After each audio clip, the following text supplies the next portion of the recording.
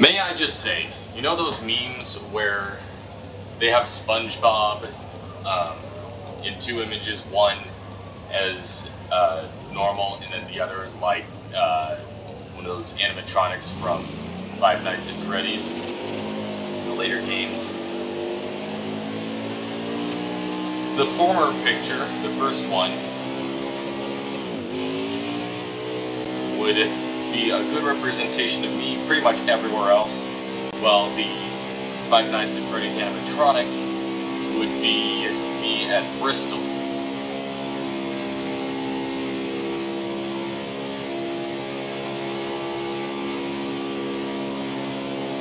I'm just gonna say,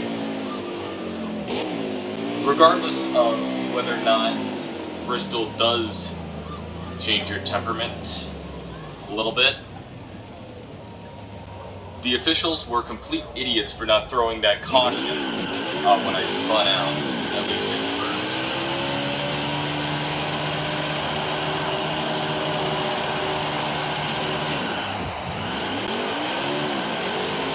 What happened was I was trying to avoid a collision with Clint Boyer and backed off the throttle.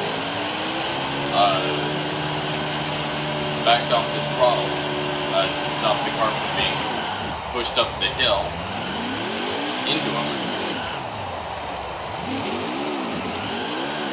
But something went wrong. The car lost control pretty much the instant I lifted. And then I spun out and came to a stop on the banking, covering like 3/4 of the track, and those bums in the tower did not throw a caution. And then guess what happens? I try to merge, and then I wheel spin badly, like you see me doing now to celebrate. Ended up wrecking Michael McDowell and getting a pit road speeding penalty in accidentally pitting.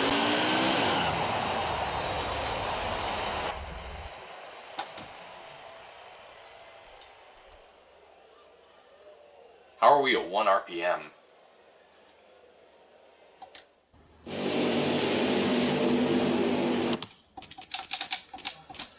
So overall, it was a good race for me.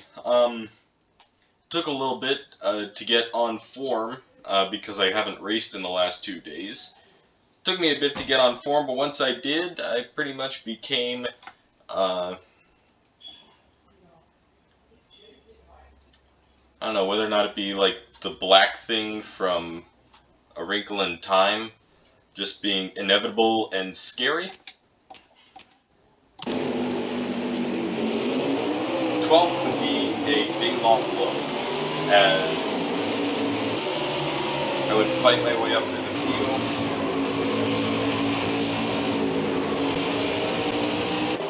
Or I would sort of bulldoze my way through the field because no one would get out of my way, and ironically I would go lap them all later. The only one here was not a lap down at any point on this race. So that should show you just how good I was.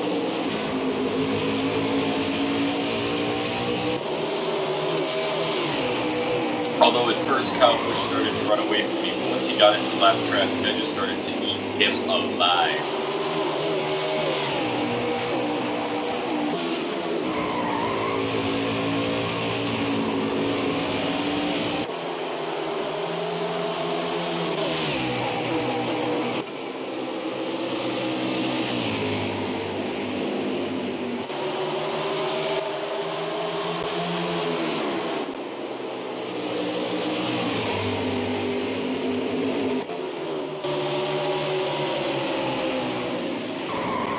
Actually, we're like halfway through the highlights, so it's clear this race wasn't very eventful from this point on. You know, I'm actually remembering it was this race last season in the Cup Series that started the tradition of a separate highlight video in addition to the live stream. What had happened was, at one point,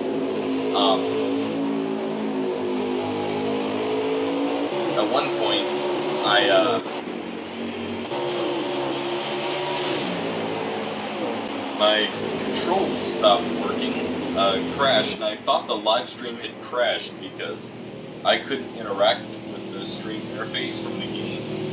So I was honestly convinced, so I just decided to record the final few laps and the highlights at the end, but then I decided like that was 25 laps. And then this is what I was talking about. So I'm up here, I'm on the track, and I can't merge because we're under green. And then I try to accelerate, and then...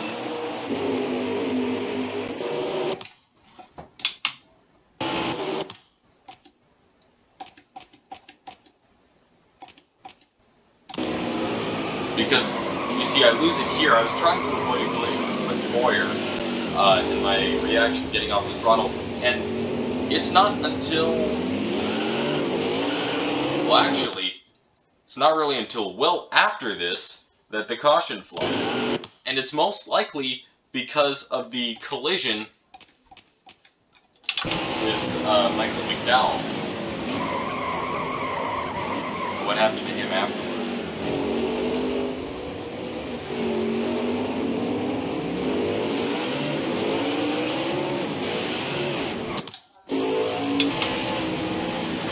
I would not have been in this position had NASCAR just thrown the caution when I was, you know, taking up half the track. I said 3/4, it looks more like it was half. Seriously, that's gotta be the dumbest accident I've ever seen, and not for any driver. Not for the fault of any driver.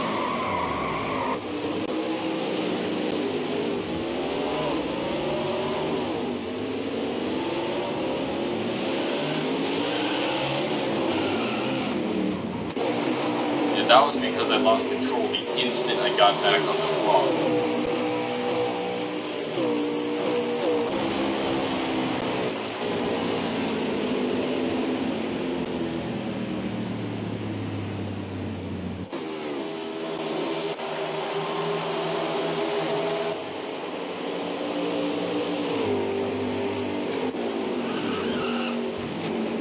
Oh, man.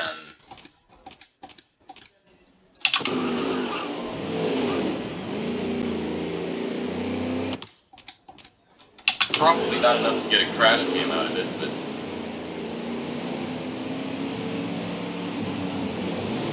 Oh!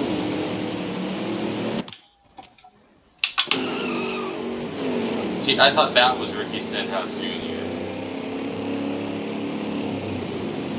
So it's kind of BS if he can get away with, crossing, the commitment line, maneuvering out of a situation like that, and I can't. Now, I don't exactly see where he made contact with Ricky Stenhouse Jr.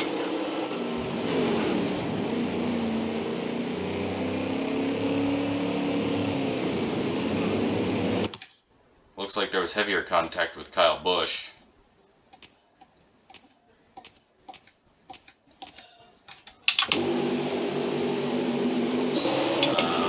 Yeah, this is right.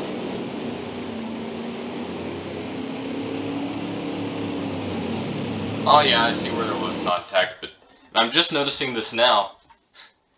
I was near all this. Back to the race. And then the entirely independent crash cam series came from an incident in the Xfinity Texas race in the playoffs.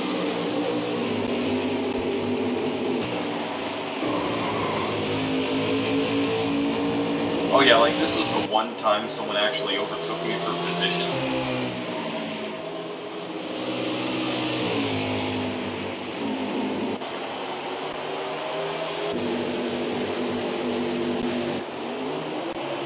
Oh yeah, and then there was the time that I pitted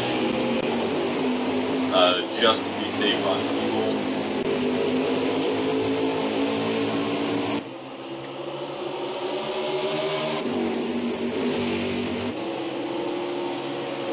This will be a separate video then.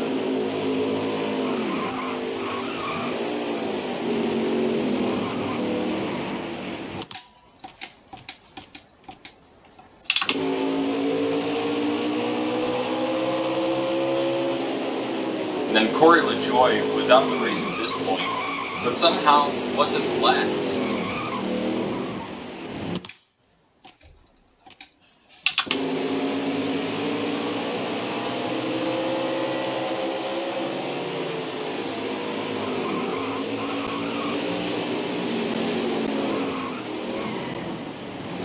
It's actually surprising just how smooth that was.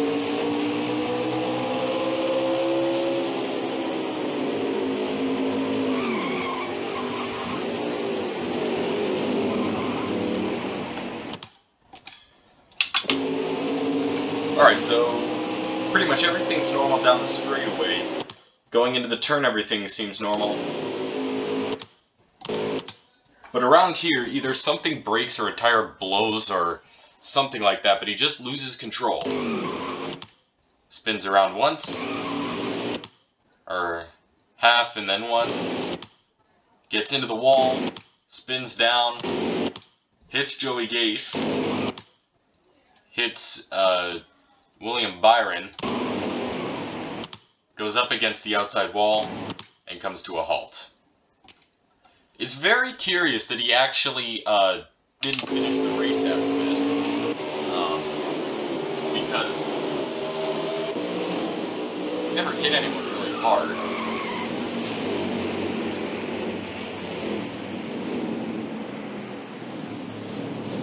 Oh, you know what, maybe he did.